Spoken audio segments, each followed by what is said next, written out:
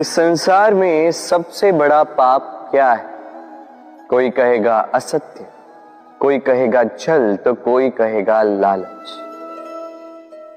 नहीं, संसार में सबसे बड़ा पाप है नारी का असम्मान, नारी का मान भंग करना। क्योंकि ये अपराध केवल नारी के शरीर को ही नहीं, उसके मन और उसके आत्मा पर भी प्रहार करती है। फिर प्रश्न ये उठते हैं कि जिसने भी ये अपराध किया है उसे दंड क्या दिया जाए। फिर कोई कहता है शारीरिक पीड़ा, कोई कहता है मृत्यु दंड। किंतु इस अपराध का दंड निश्चित करने से पूर्व क्या ये जानना महत्वपूर्ण नहीं है कि अपराधी है कौन? अब आप कहेंगे कि सरल सी बात है, वही पुरुष जिसने स्त्री का मान भंग किया। किंतु क्या ये पूर्णतः सत्य है? क्या स्वयं के अपमान के लिए, स्वयं के सम्मान को खोने के लिए कभी कभी नारी स्वयं उत्तरदायी नहीं हो सकती? सोच के देखिए, सम्मान खोने से बचने के लिए पहले सम्मान की सीमा पर दृष्टि रखना आवश्यक है। रावण सीता का हरण इसलिए कर पाया क्योंकि सीता ने भोलेपन के कारण रावण का उस सीमा को लांघना सरल कर दी। किंतु अशोक वाटिका में उसी सीता को रावण स्पर्श तक नहीं कर पाया, क्योंकि उसने रावण और उसके मध्य में तिनके की एक छोटी सी दीवार बना दी थी। जीवन में ना कहना सीखें। यदि कोई आपके सम्मान की सीमा को पार करने का प्रयास करे तो उसे वही रोकना सीखें। आपके ऊपर उठे पहले हाथ को, पहले कटाक्ष को वही रोक देना सीखें। फिर किसी पुरुष में साहस नहीं कि वो पुनः आपका अपमान करने का प्रयास भी कर सके, क्योंकि नारी जननी आराध्य है। तो स्वयं को निर्बल मानकर आप अपराधी ना बने। राधे राधे। इस कमल के पुष्प को देख रहे हैं?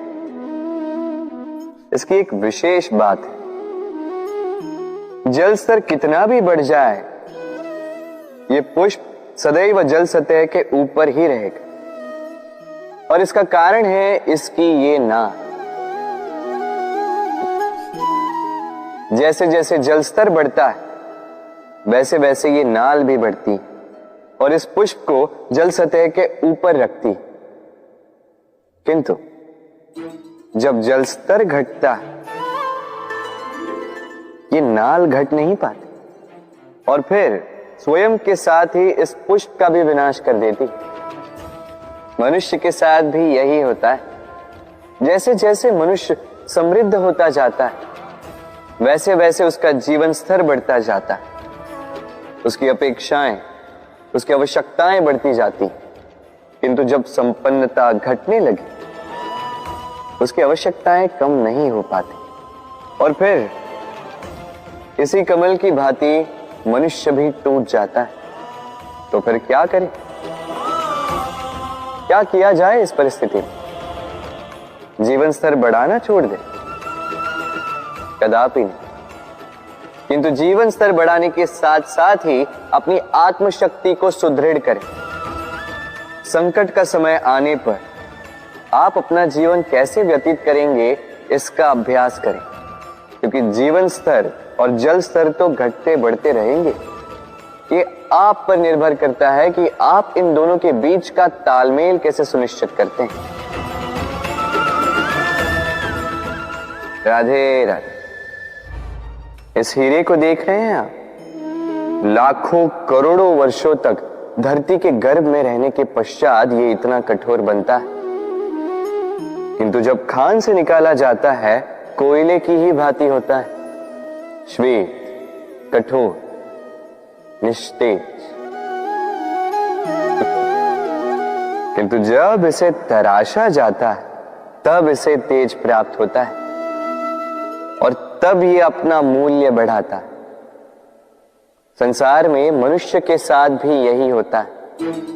मनुष्य की बुद्धि, मेधा, अनुभव उन वर्षों के कारण नहीं बढ़ती, जो वर्ष हमने हमारे जीवन में व्यतीत किए, बल्कि उन क्षणों से निखरती है जब हमने कठिनाइयों का सामना किया, चुनौतियों का सामना किया, संकटों का सामना किया, छल और पीड़ा से।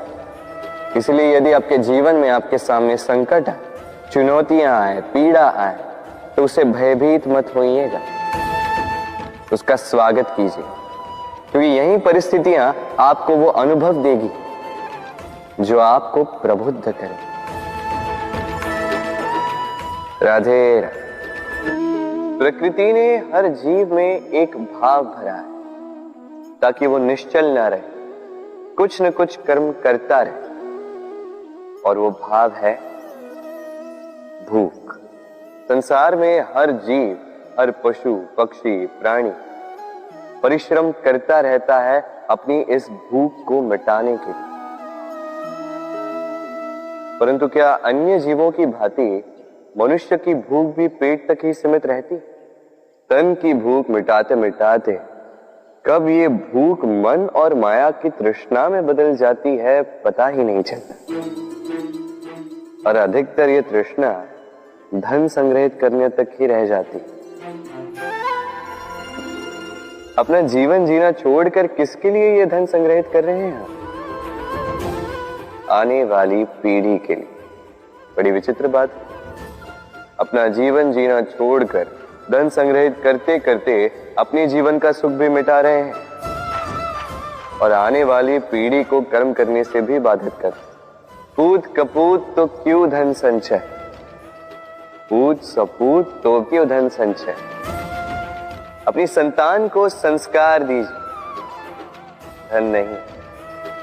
यदि संतान संस्कारी हो तो अपना स्वयं का एक संसार बना लीजिए। यदि असंस्कारी हो तो आपका बना बनाया संसार यूं ही नष्ट कर दे। इसलिए जीवन में यदि कुछ संचय करना है तो ज्ञान संचय कीजिए, प्रेम संचय कीजिए, और मेरे साथ प्रेम से कहिए राधे राधे। जीवन को रथ कहा जाता है, किंतु क्यों? अब आप कहेंगे कि इसलिए क्योंकि जीवन भी रथ की ही भांति चलता रहता है। किंतु कभी आपने इस रथ को समझने का प्रयास किया? रथ में आगे अश्व होते हैं और पीछे पहिए। ये अश्व आपके कर्म और ये पहिए कर्मफल। ये अश्व जहां जाते हैं, ये पहिए उसी के पीछे पीछे आते हैं। यदि आपके अश्व यानी आपके कर्म शुभ सरल मार्ग पर चले तो आपकी यात्रा आनंदमयी होगी। यदि दुष्कर्म के बुरे पथ पर चलें तो आपकी यात्रा गड्ढों और झटकों से युक्त होगी। अब चयन आपका है, आप क्या चाहते हैं? आपकी यात्रा आनंदमयी हो या पीड़ादायी? अपने कर्मों के अश्वों को नियंत्रण में रखें। फल का पहिया सदैव आपको मधुर रास ही देगा। राधे राधे। बताइए श्रेष्ठ कौन? रेशम के धागे बनाने वाला या उन धागों को बुनकर वस्त्र बनाने वाला? निश्चित रूप से वस्त्र बनाने वाला। अब बताइए श्रेष्ठ क्या है? माटी को पूरे तट पर बिखेर कर रख देने वाली बाढ़ या उस माटी को समेट कर उसी से एक मूर्ति बनाने वाला मूर्तिकार? निश्चित रूप से मूर्तिकार। अब बताइए श्रेष्ठ कौन है? देवताओं और दानवों का वो दल जिन्हें अमृत प्राप्ति के लिए इस संसार में हलाहल फैला दिया, या वो महादेव जिन्होंने इस हलाहल को सूक्ष्म करके अपने कंठ में समाहित कर लिया? निश्चित रूप से महादेव श्रेष्ठ। इसी प्रकार संसार में छोटी छोटी बातों को बड़ा करने वाले श्रेष्ठ नहीं होते, क्योंकि छोटी छोटी नोकझोंकों को द्वंद्व में परिवर्तित करना बड़ा ही सरल है। किंतु श्रेष्ठ सदैव वो होता है जो बड़े से बड़े युद्ध को समझौता बनाकर समाप्त कर दे।